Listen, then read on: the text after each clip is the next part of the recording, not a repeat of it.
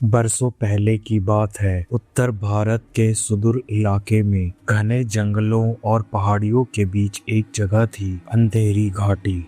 दिन में ये घाटी सामान्य लगती थी, लेकिन जैसे ही सूरज ढलता पूरा इलाका किसी अनदेखे भय की चादर ओढ़ लेता। लोग सूरज डूबने से पहले ही अपने घरों के दरवाजे बंद कर लेते थे।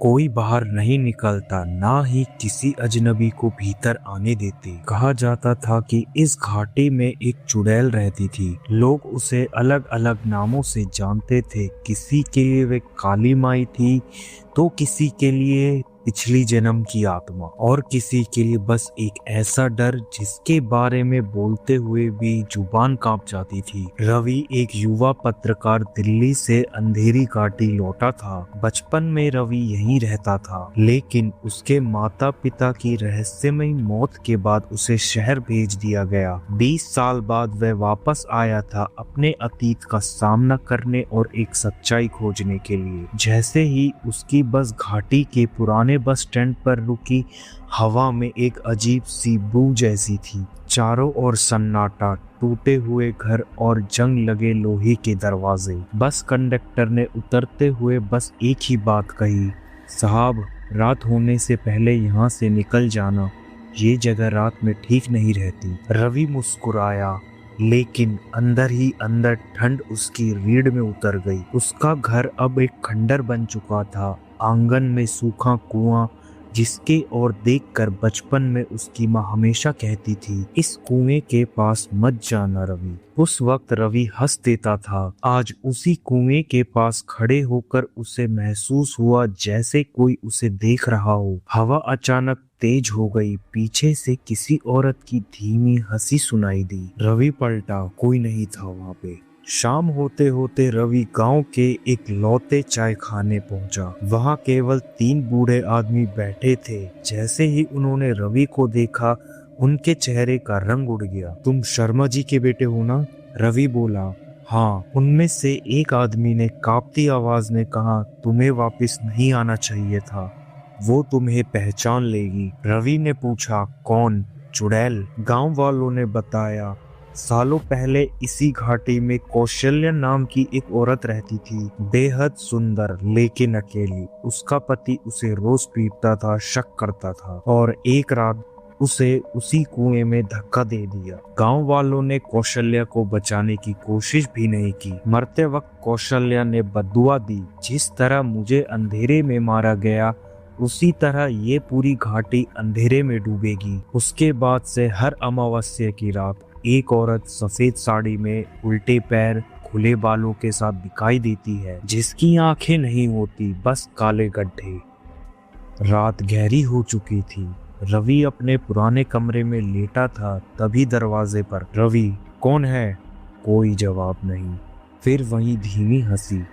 दरवाजा अपने आप खुल गया।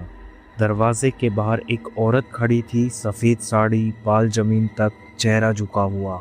रवि कांप गया। औरत ने सिर उठाया। उसकी आंखें नहीं थी, मुंह अस्वाभाविक रूप से चौड़ा और पैरों की एड़ियां आगे की ओर। वो चुड़ैल थी। रवि वहीं पे बेहोश हो गया। सुबह वो गांव के मंदिर में था। पुजारी ने बताया, तुम्हारे माता पिता ने कौशल्या की हत्या का विरोध किया था।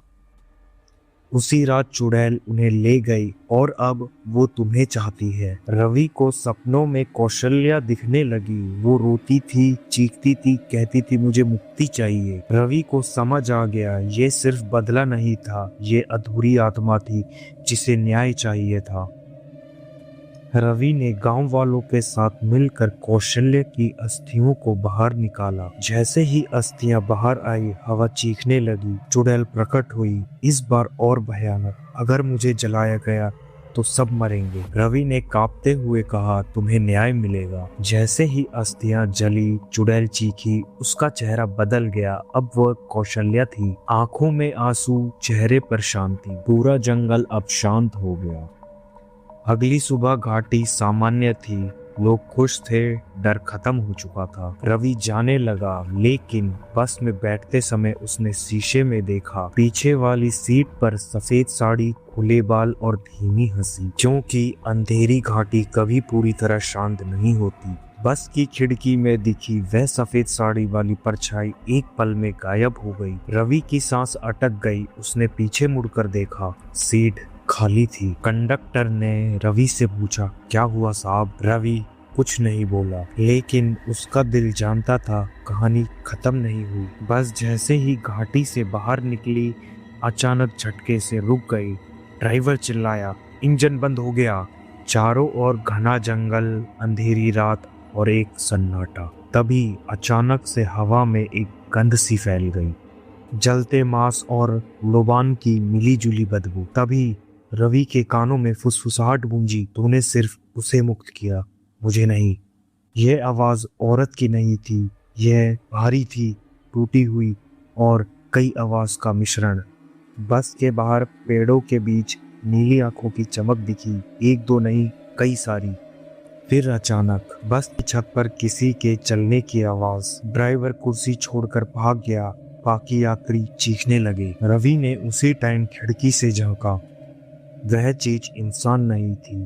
काला धुआं, लंबा अस्वाभाविक शरीर और सिर पर सींग जैसा उभार। उसकी आंखें नीली नहीं थी, वह जल रही थी। रवि को अचानक पुजारी की बात याद आई कि घाटी सिर्फ चुड़ैल से श्रापित नहीं थी, ये जमीन बहुत पहले किसी और की थी।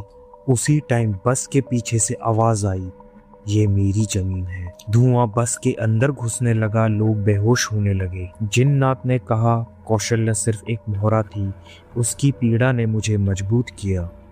रवि ने कांपते हुए बोला, तुम कौन हो? धुएं से एक चेहरा उभरा, आधा जला हुआ आधा कंकाल। मैं हूँ संदीप, इस घाटी का असली मालिक। जिन्नात हंसा। जब उसे कुएं में मारा गया, उसकी आत्मा टूटी हुई थी। मैंने उसे सहारा दिया और बदले में उसने मुझे खून दिया। रवि समझ गया, चुड़ैल सिर्फ दिखाने वाला डर थी, असली भय जिन्नात था। अचानक रवि की आंख खुली। वह फिर से अंधेरी घाटी में था। बस यात्री सब गायब। सामने वही कुआं, लेकिन अब उसके चारों ओर अरबी लिपि में कुछ लिखा था, काले रंग से, जैसे खून से। कुएं से आवाज आई, अब तू मेरा है। हर रात गांव में लोग गायब होने लगे। सुबह सिर्फ उनके जले हुए जूते मिलते। रवि को सपनों में जिन्नात दिखता, कभी बच्चे के रूप में, कभी बुजुर्ग, कभी जानवर। जिन्नात कहता, डर ही मेरी इबादत है। एक रात रवि के सपने में फिर से कौशल्या आई, लेकिन अब वह डरावनी नहीं थी, कमजोर थी। उसे मत छोड़ना, वह मुझसे भी पुराना है। उसे कैसे रोका जाए? रवि ने चिल्ला के कहा। कौशल्या ने कहा, जिस कुएं में मेरी मौत हुई, वहीं से उसका जन्म हुआ था। अमावस्या की रात फिर से आई, काला आसमान, कोई चांद नहीं। रवि अकेला कुएं के पास खड़ा था, हाथ में मंत्रों से भरा ताबीज।